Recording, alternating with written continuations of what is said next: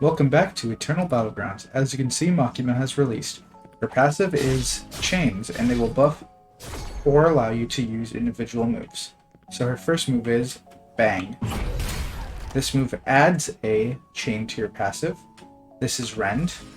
You pull your enemy towards, that takes all your chains away. Control also takes chains away. So I have to build it up to be able to use Squash, and that will allow you to use it. All the moves have different variants when you, so her passive is in Chain. Every basic attack will attach a control chain from Makima to the hit posture up to 4 times. These chains last until Makima or the opponent is dead, or if Makima's posture ever reaches 0. Bang, Makima holds out a handgun gesture that she controls to force to manipulate a strong projectile that she shoots from her fingertip. A direct hit applies to control chain. Deals more damage close range. This ability auto-tracks when used on enemies you sent airborne and sends them airborne a second time.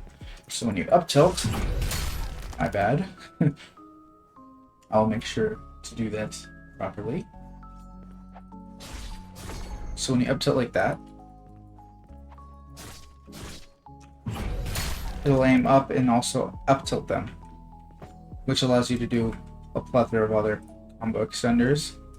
Her second move is Rend, and this holds your left palm and chooses a target with her mouse cursor. Then Makima will pull with extreme force on all her control chains connected to her opponent, utterly ripping them all out of their body. Damage scales on how many control chains she rips out. Consumes all control chains on every enemy. Landing this ability will refresh its cooldown.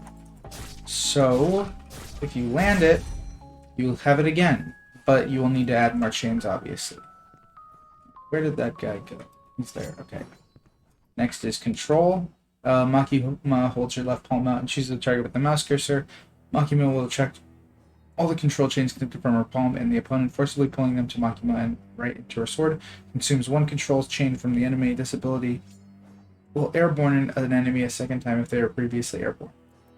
So, in theory,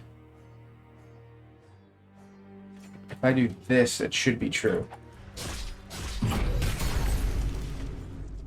Well, not if I kill them. Good for the dummy to respawn. And that cooldown.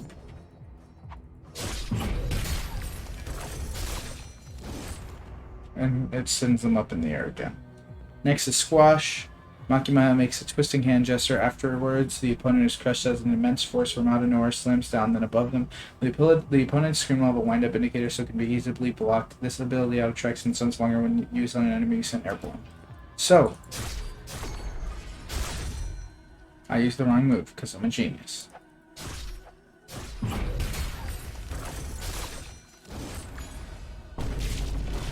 So that's like probably a true combo. And then this is her awakening animation.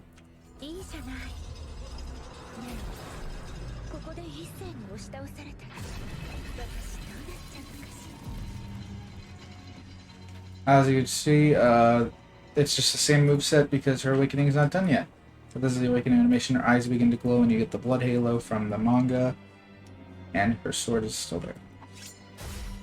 But that is basically a basic showcase for Makima. And the only change I have to show, besides for obvious balance changes, Gojo has a new thing while awakens. Let me get that real quick.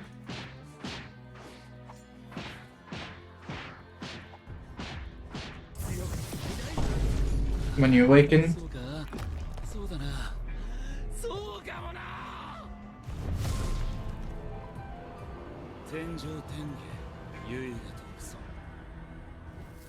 when outside of your domain expansion, you will be able to use color purple much faster. This has a lower cooldown and doesn't.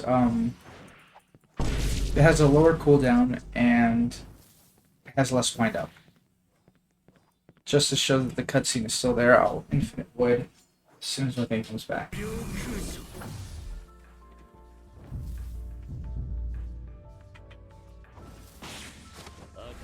And see, it puts you into the cutscene. And traps the opponent in the cutscene as well. Classic EBG. Alright, that's all for the video. I'll see you in the next one. Bye. Cleanliness is next to managerliness. I'm